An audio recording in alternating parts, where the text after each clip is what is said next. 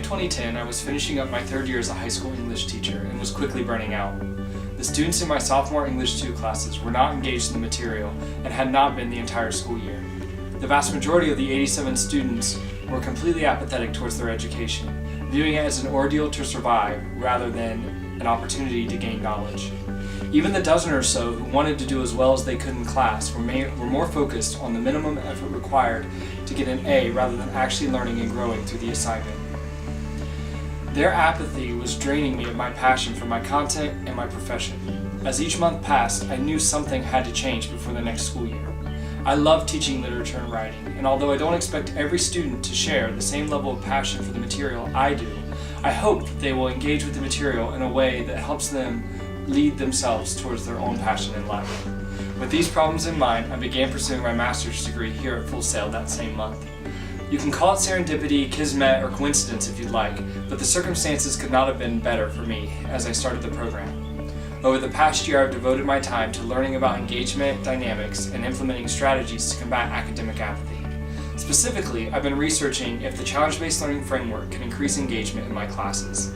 This video documents the development of my action research, the process my students and I undertook, and the results we found, and also the direction I'm headed from here.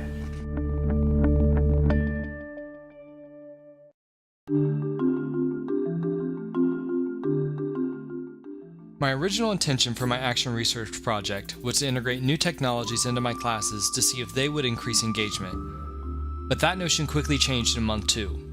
One of the first assignments of the Multiple Learning Theory Applications course was to watch Sir Ken Robinson's 2010 TED Talk, Bring on the Learning Revolution. In it, he outlined how the major problem in education today is that the system does not meet the needs of the teachers or the learners. An authoritarian, industrial-based system is not engaging to students who live in a collaborative and socially organic culture. The speech inspired me and sparked the idea that I might need a more engaging method of teaching more than I needed a more engaging technology. Around that same time, I was introduced to Apple Computer's challenge-based learning framework. I was attracted to CBL because it promoted not only the integration of technology into the learning process, but it also flipped the learning process on its head by putting students in charge of determining what they were learning. By harnessing the power of technology and the internet, students are challenged to make a difference in their community by developing solutions to large issues. It seemed like exactly what I was looking for, but was there research to back it up? Using the skills of research and analysis I gained in the Media Literacy and Methodology course, I began looking at the scholarly literature on engagement and challenge-based learning. Not surprisingly, the majority of the literature emphasized the importance of student engagement. Dalton, Glennie, and Ingalls reported in 2009 that 83% of high school dropouts cited factors of disengagement as their reasons for leaving school.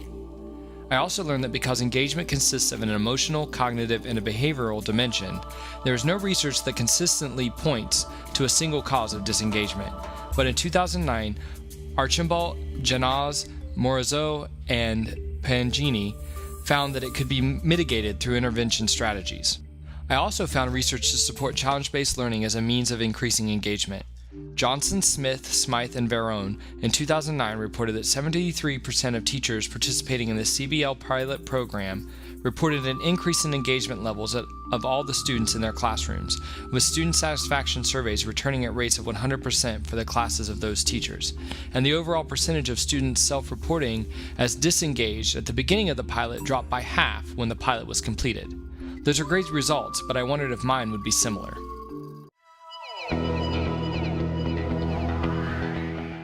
Using the ADDIE model, I began my analysis. Since it was not feasible to run 2 challenge-based learning projects for cycles 1 and 2, I decided to compare engagement results from a traditional unit I teach every year to the results from the CBL project. Cycle 1 consisted of a traditional unit of study on the novel Animal Farm by George Orwell. After completing the unit, I analyzed the homework completion rate for the 5 major assignments and found that an average of 82% of the students were regularly turning in their homework, and 28% of the students had 2 or more missing assignments. Between cycles 1 and 2, I issued a survey to students asking about their perception of their engagement in class. The results of the survey demonstrated that the students self-reported being more engaged in class than their performance demonstrated. This led me to believe that there is a discrepancy between their perception of engagement and the actual definition I had set. In designing and developing Cycle 2, I was able to apply many of the skills I was learning in the courses at Full Sail. While working in the Training and Motivational Development course, I intended to create a website with videos of project instructions to ensure consistency between the 4 sections of English I teach. Although not all of the videos were created in the end, I was able to take the idea of the website and still implement it as a small-scale learning management system that centralized the groups while they worked on their CBL projects. To aid in collaboration, I had my students sign up for Google accounts and work on their projects in Google Docs. While working as a team leader during the Emergent Technologies and Collaborative Culture course, I saw how powerful synchronous document processing could be, and the students really responded to this as well. The final class that played a role in my AR project was Filmmaking Principles in Education. I was enrolled in this course while my students were completing their solution films, and I was able to quickly pass on the knowledge I gained directly to my students, which improved the quality of their videos immensely. Should have gone to college. Oh. Cycle 2 was originally planned to be a 5-week challenge-based learning project, looking into the big idea of apathy. The essential question was, what is apathy and how does it affect our school community? From this, the students were issued the following challenge: transform apathy into engagement in an area of our school community. The first 2 weeks of the project were intended to focus on analysis, design, and development of their resources and activities. And the last 3 were intended to focus on implementing activities and evaluating the solution they developed. The project began well. It was clear that the students were engaged and excited as they selected a variety of topics to meet the challenge. Everything was running smoothly until week 4.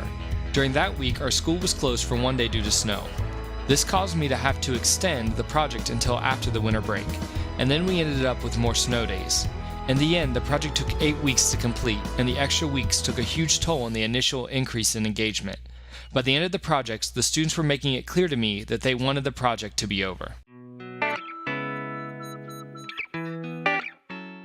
In comparing the results of both cycles, it initially appears that the CBL project had a negative effect on engagement.